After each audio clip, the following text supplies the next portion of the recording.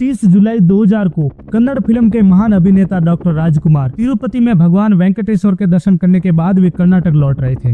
बीच रास्ते में ही कर्नाटक जाने से पहले तमिलनाडु के गजानूर गांव में उनका एक फार्म हाउस था, तो वे फैमिली के साथ वहां पर रुकने का फैसला करते हैं। रात को करीब 9:30 पर भारी बारिश में वीरप्पन के लोग घर में घुस जाते हैं, तो राजकुमार और राजकुमार की फैमिली टीवी देख रहे थे। जैसे ही वीरप्पन को अपने घर में देखा तो वे शांत हो गए।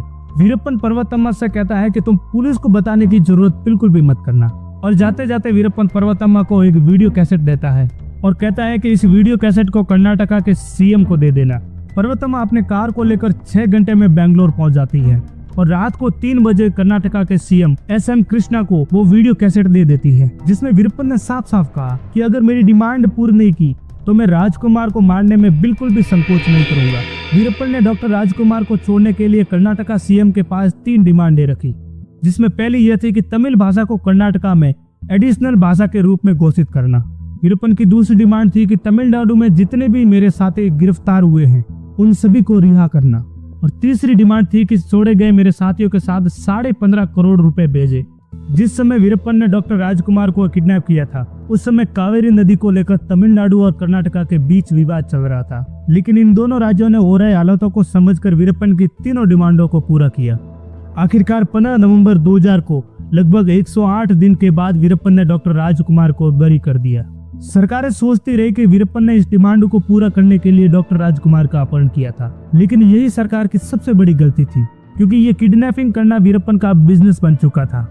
स्टेट की सरकारों ने लोगों को खुला ऑफर दिया कि जो भी व्यक्ति वीरप्पन को पकड़कर सरकार के हवाले करेगा उसको 5 करोड़ रुपए का इनाम मिलेगा।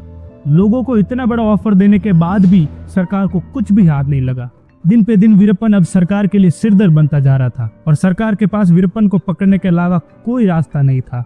इसलिए तमिलनाडु और कर्नाटका सरकार ने मिलकर एक स्पेशल ग्रुप बनाया, जिसे स्पेशल टास्क फोर्स यानी एसटीएफ कहते हैं, और इस एसटीएफ की बागडोर आईपीएस विजय कुमार को सौंपी गई।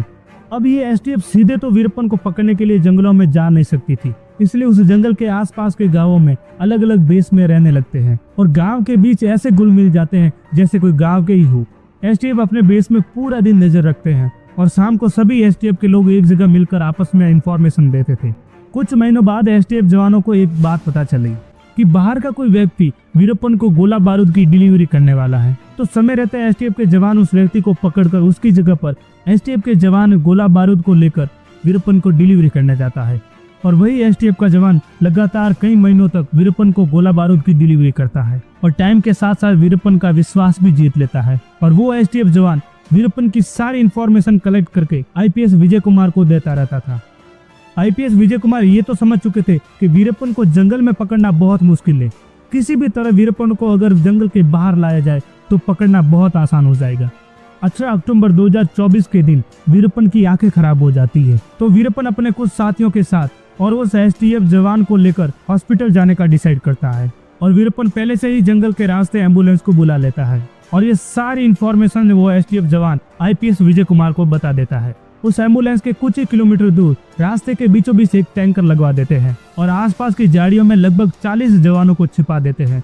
तो दूसरी तरफ वीरप्पन एम्बुलेंस को लेकर रवाना हो जाता है और उस एम्बुलेंस को कोई और नहीं बल्कि वो एसटीएफ जवान चला रहा होता है। जब एम्बुलेंस उस टैंकर के पास आती है तो वो एसटीएफ जवान एम्बुलेंस से नीचे उतरकर भाग जाता है। उसी टाइम आईपीएस विजय कुमार के इशारे से छिपे हुए जवानों ने लगातार 20 मिनट तक फायरिंग की और आखिरकार उसी फायरिंग में भारत का सबसे बड़ा टेररिस्ट वीरप्पन और उनके साथियों की मौत हो जाती है।